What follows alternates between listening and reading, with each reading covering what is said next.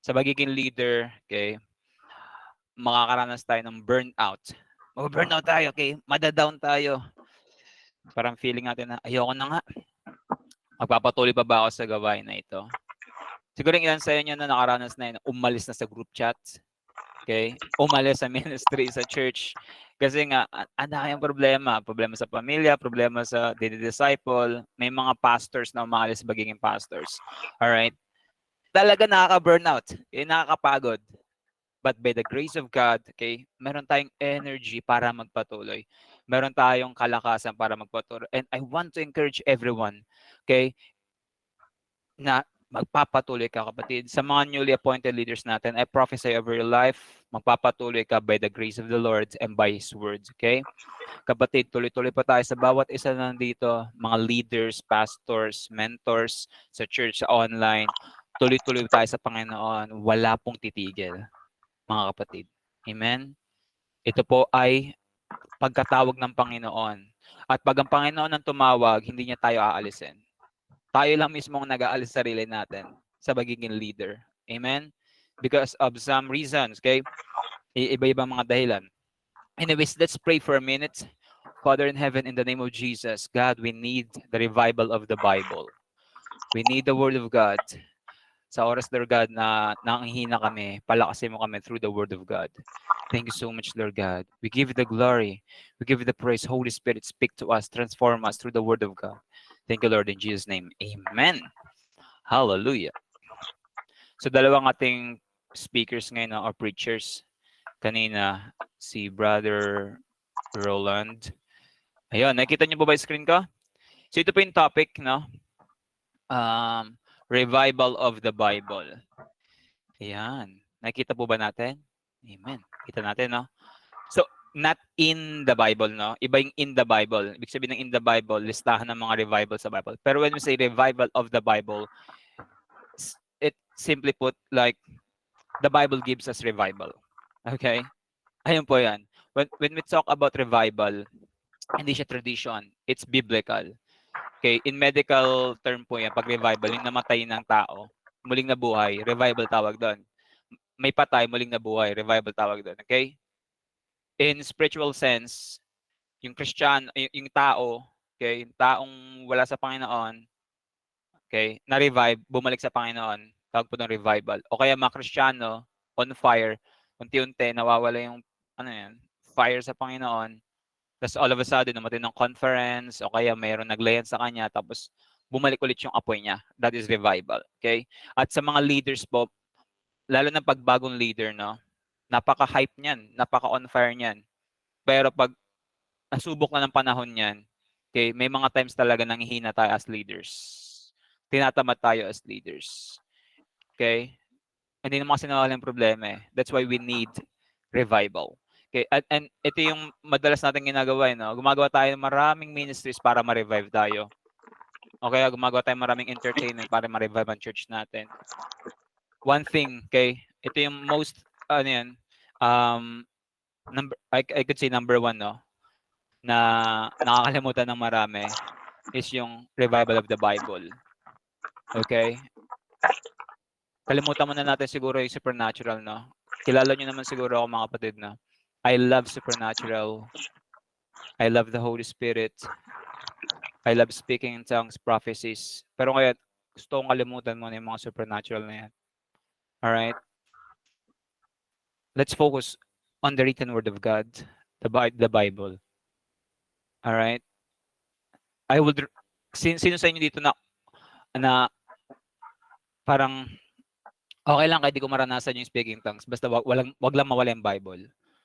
O we put priority on supernatural rather than the Bible. As leaders, okay, mga leaders, mararanasan natin yung supernatural, especially sa Siblings for Christ, yung ating founder dito, nag-speaking in tongues, okay? So ibig sabihin, nag-affirm sa supernatural at kumikilos ang supernatural sa Siblings for Christ. At as leaders, please, wag tayong mag-focus doon. Mag-focus tayo sa Bible. Right? Pero di natin inaalis yan, ha? Okay, we affirm that, okay? We love supernatural, okay? At ito, let's focus dito sa Bible. Kasi dadaan talaga tayo sa mga panghihina, pagsubok. Okay? At dito tayo huhugot ng kalakasan sa Biblia, mga kapatid. Amen po ba? Alright? So dito tayo sa pinaka-text natin. Kung mamaya kung hindi pa kayo matutulog, basahin niyo po yung buong 2 Kings chapter 22 chapters 22 and 23. 2 chapters po yan, no? Pero mahaba siya, no? Pero ito na lang. Ito na yung context summary niya. So sa chapters 22 and 23 ng 2 Kings, King Josiah, okay, of Judah discovers the book of the law. Si King Josiah po ay bata pa po siya. Okay, 8 years old po, no? Batang-bata. And then pinalinis niya yung temple, and then yung mga inutusan niya na high priest and then scribe, na-discover po yung law. Okay, yung the book of the law. Based on the Bible scholars, ito po ay portion ng Deuteronomy. No? So, na-discover nila yung law in the temple, inaayos kasi nila, siguro, nakapagdaan, siguro, ano na yun, maalikabok na yun, punong-puno na sapot. Kasi, mahabang panahon po yun na natago. Hindi nabuklat. Kung babasahin niyo po yung history ng kings in the Bible, konti lang yung mga good kings. Halos lahat, lalo na sa Israel. Okay? Halos lahat ng mga evil kings na, no? Okay? One of the reasons is because hindi nila binabasa yung law nila, no? Yung Torah. Okay? So this prompts him to implement extensive religious reforms. Nagkaroon ng reformation po sa Judah that time nung na-discover nila yung book of the law. All right? So ginawa ni King Josiah, okay, he removed idols and reinstating worship of Yahweh. So nagkaroon ng matinding reformation po.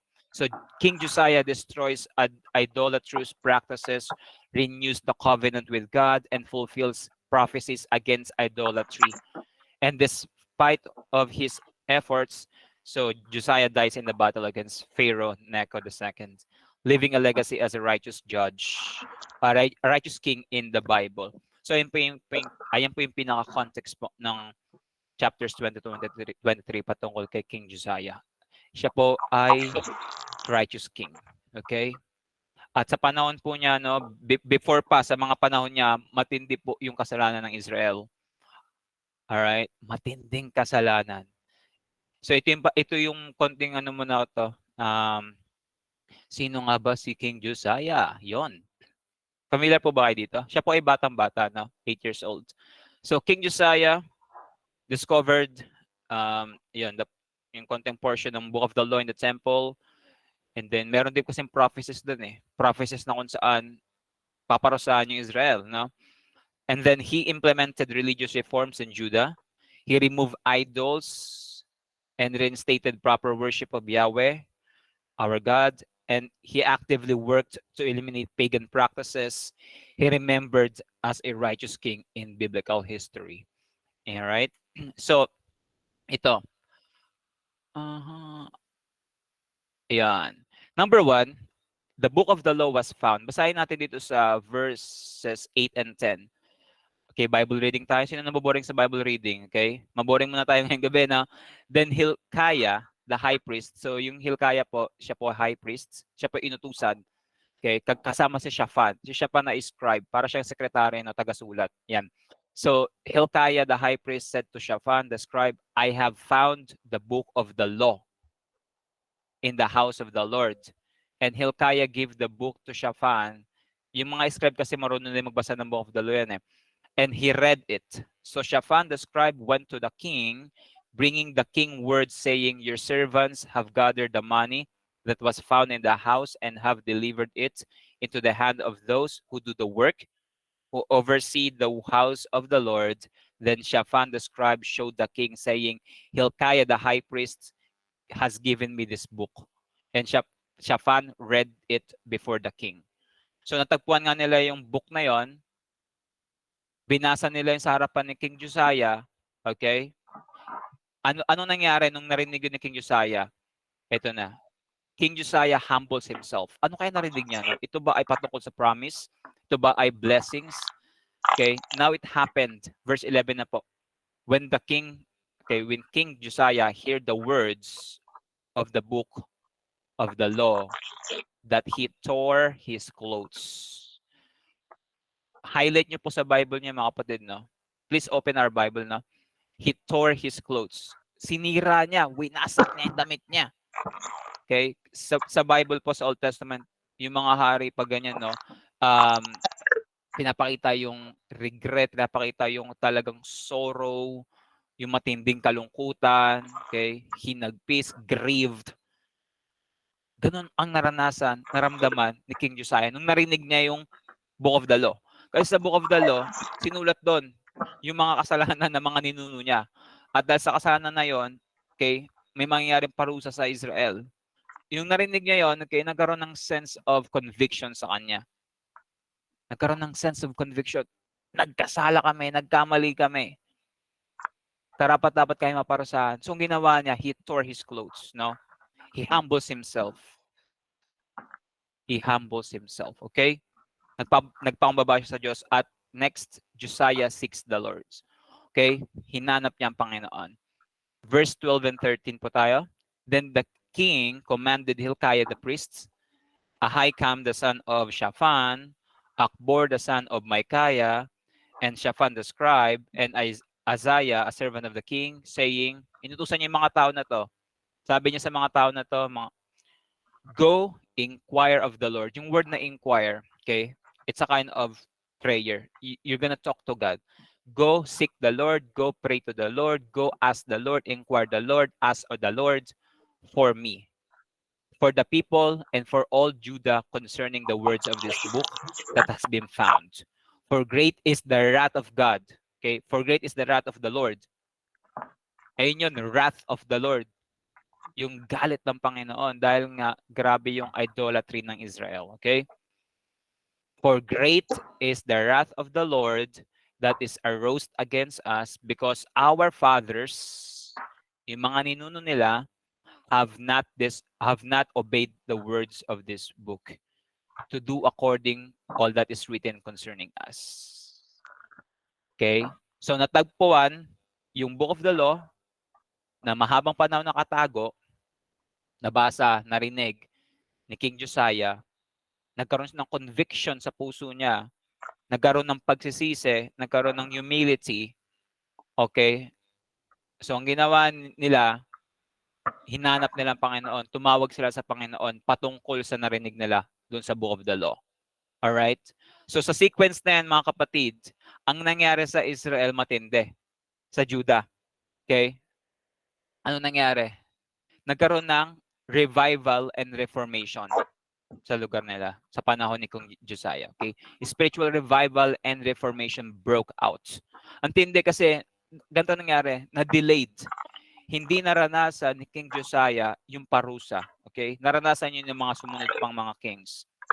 Dahil sa ginawang humility ni King Josiah, dahil hinanap niya ang Panginoon, at dahil natagpuan niya ang salita ng Diyos, okay, nagkaroon ng pag-isisi sa puso nila, nagkaroon ng spiritual revival, nagkaroon ng reformation, nawala yung mga idols, nawala yung mali nilang pagsamba, okay, napalitan nyo ng tamang pagsamba. Nabalik yung tamang pagsamba.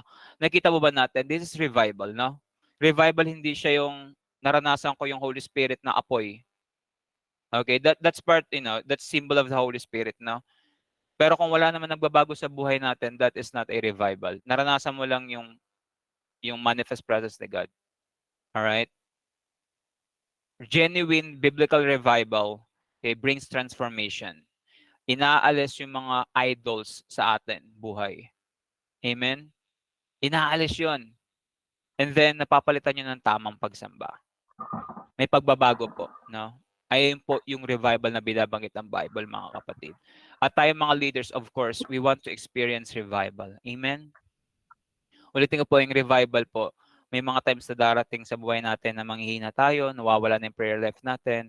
And as leaders po, kailangan nating revival. And as tayo mga leaders, mga kapatid, may mga times din na magiging worldly, okay? Again, I'm setting expectations lang, no? I'm not prophesying na gato mangyari sa inyo. You might experience it, no? Kasi that is the reality. Pero praise God, no? We have the Bible that brings us revival in us. Sinong gustong ma-experience ang revival? Parang dalawa lang nakita ko, no? Sino ditong leaders ang gustong maranasan na on fire lagi sa Diyos? na kahit maraming pagsubok, problema, okay, na i-experience niya yung fire mula sa Panginoon. Yung, alam mo yun, totoo, okay? Yung spiritual reformation. At tayong mga leaders, ginagamit din tayo ng Panginoon para magbigay ng revival sa iba. Okay? But first, we need to revive ourselves. Okay? As leaders po, sabi sa Acts chapter 20 verse 28, basahin po natin yan. Pwede pa send sa, sa chat. Wala sa slide eh. Sabi doon, take heed to yourselves and to the flock as the Holy Spirit made you overseer. Okay? Because we always, as leaders po, tayo mga leaders, madalas tayong namimigay, nagpapakain sa iba. Okay? Iniisip natin lagi kapakanan ng iba, which is biblical, which is true, no?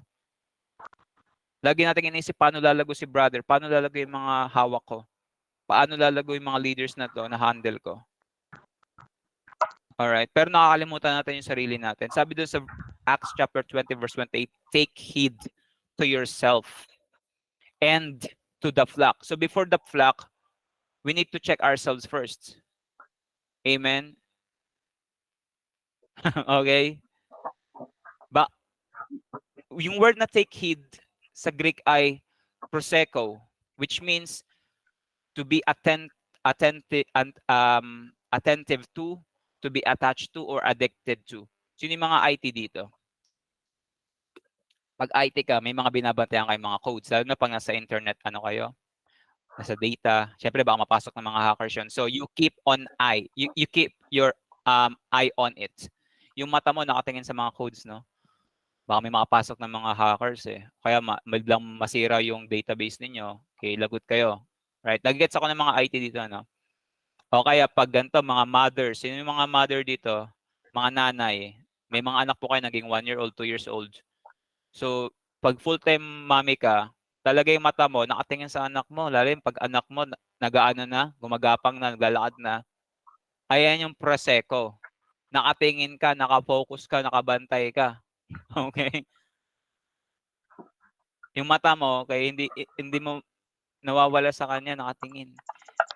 Take heed. Lagi natin bantayan yung sarili natin, mga kapatid.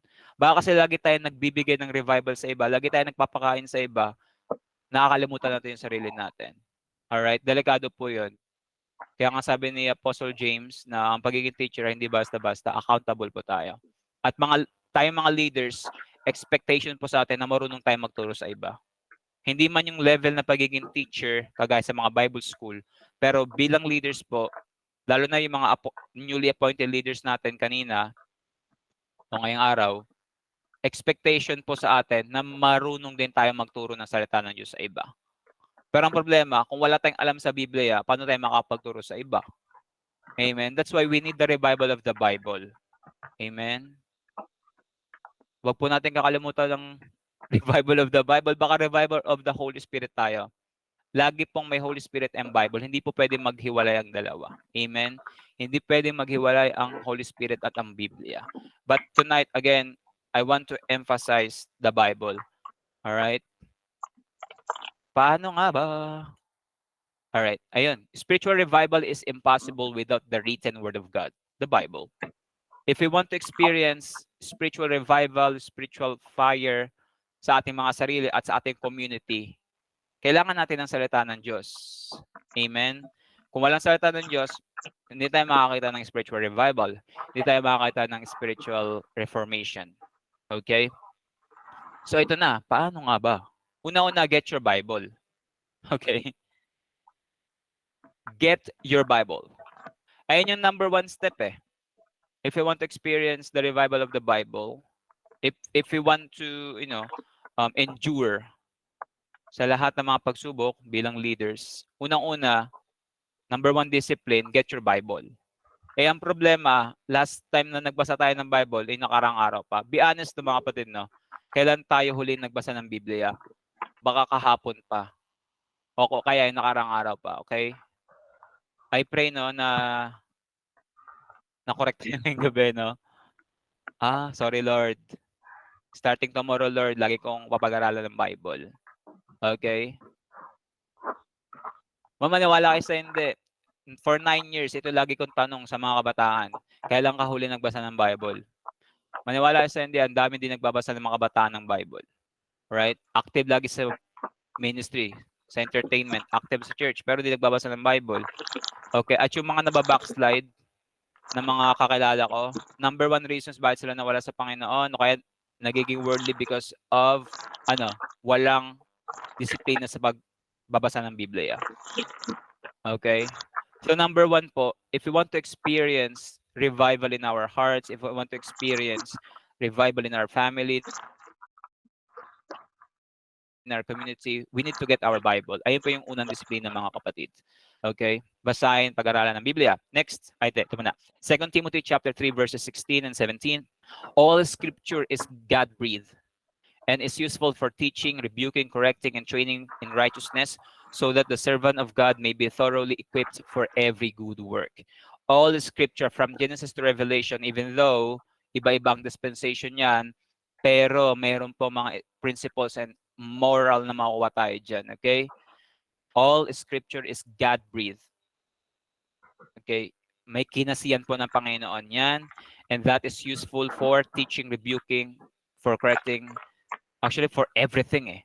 The Bible is beneficial for everything, okay? For everyone. Ang Bible hindi siya nagbibigay ng bad side, no? Puro good side ang Bible. Kailangan. Powerful po ang Bible. Yung binabasa natin, ayun po ay kinasiyan ng Diyos. Alright? Kinasiyan po ng Diyos. May kapangyarihan po yan, mga kapatid. So, kung sa Diyos yan, bakit hindi natin kunin? Alright? So, ayan po. Second, seek God through His Word.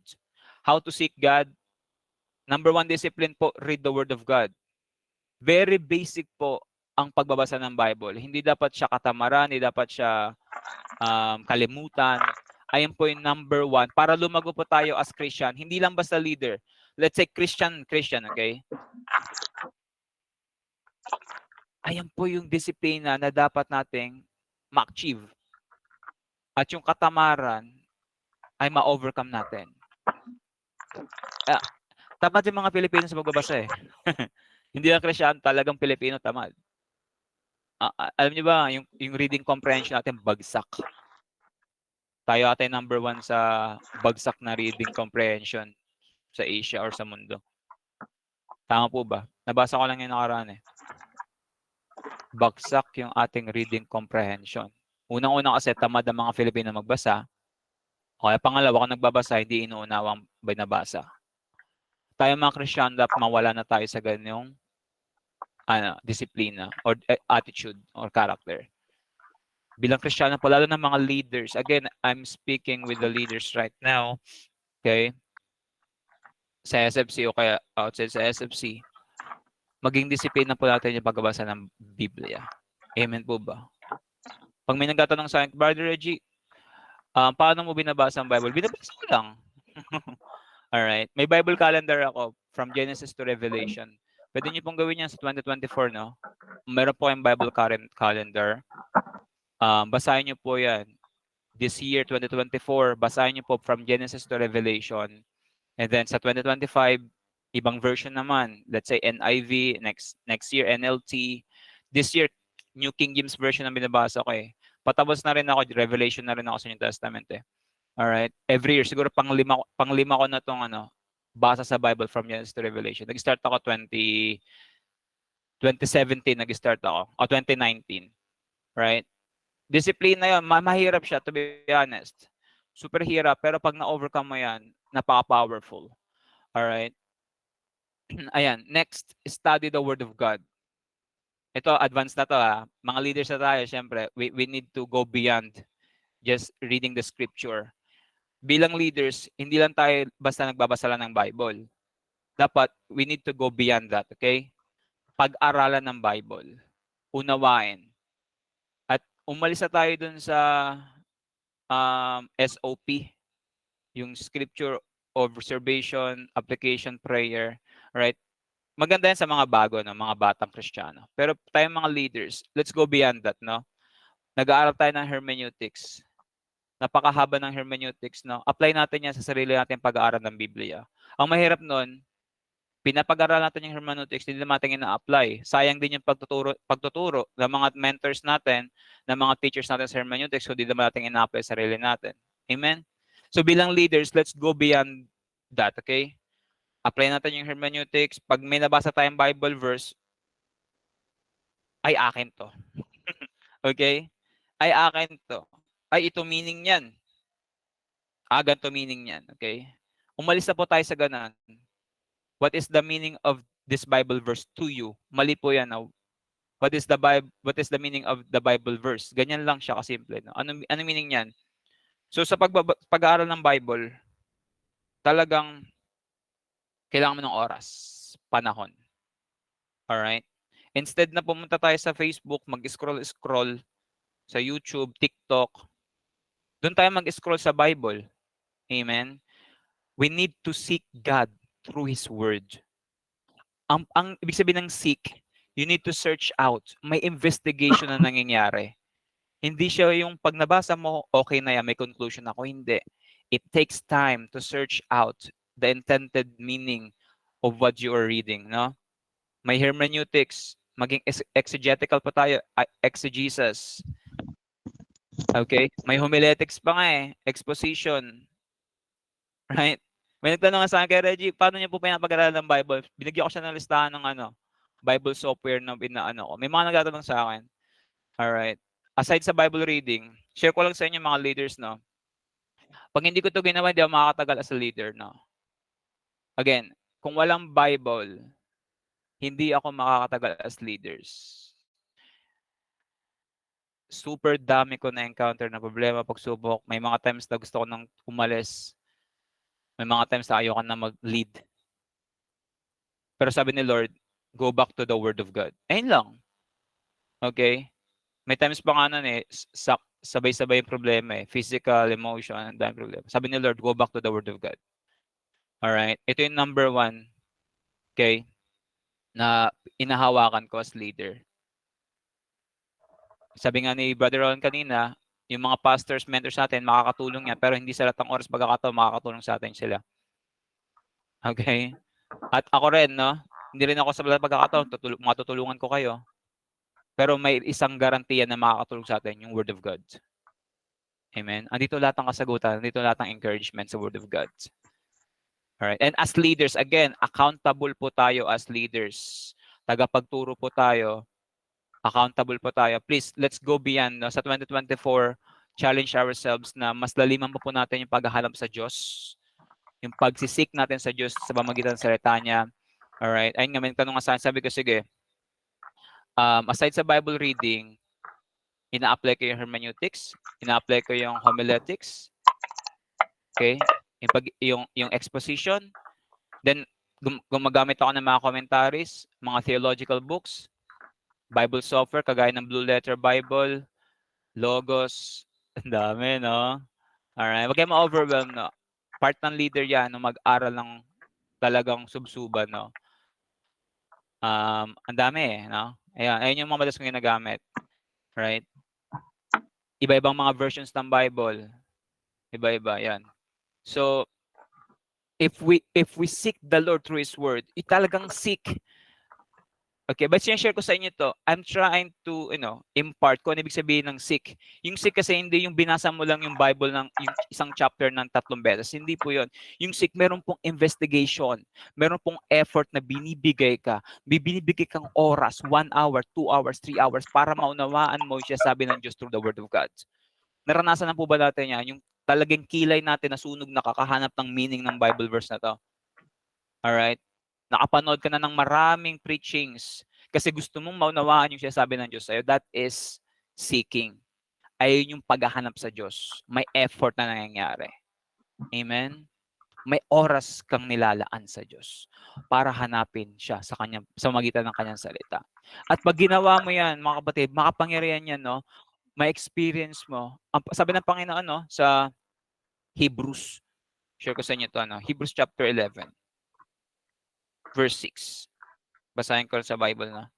Hebrews 11. Okay. Verse 6.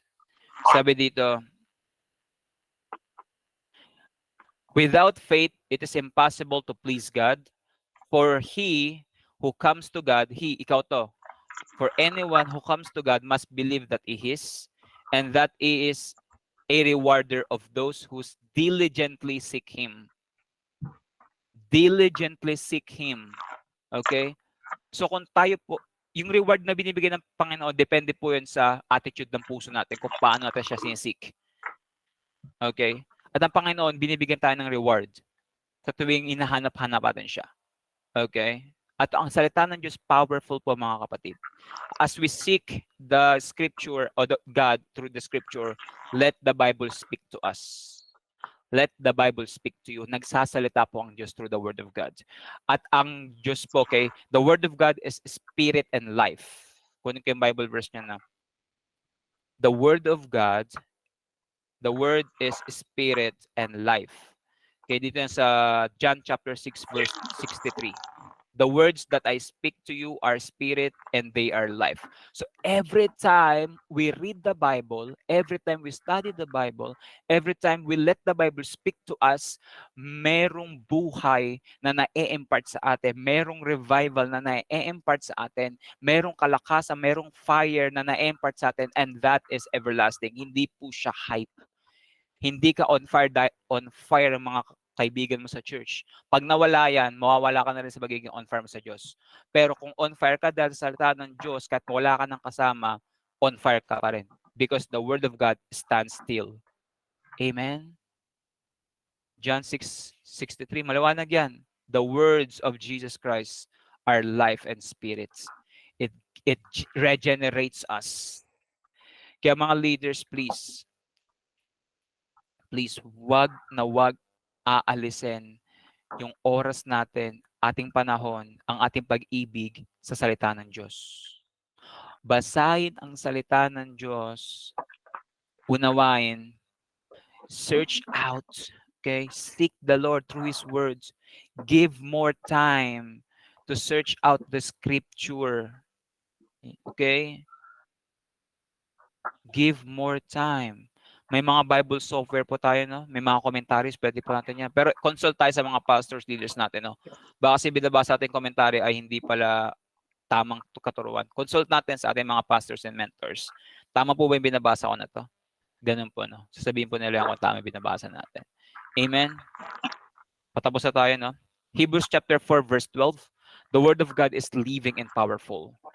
The Word of God is living and powerful, and sharper than any two-edged sword, piercing even to the divisions of soul and spirit and of joints and marrow, and is a discerner of the thoughts and intents of the heart. Sabi dito, the Word of God is a discerner. It knows, okay? Alam nito ang iniisip at intensyon ng tao. Ito po ay nagsasalita. Kagaya ni King Josiah, nung nabasa niya yung Book of the Law, nag-speak po sa kanya yon. Mali ka, mali ka, mali. Yung mga ninuno nyo, maling ginagawa. So, pag binabasa natin yung Bible, nagkasalita po yan. Mali pala ginagawa ko. Sige Lord, sorry Lord. Kasi the Holy Spirit always speaks through the Word of God.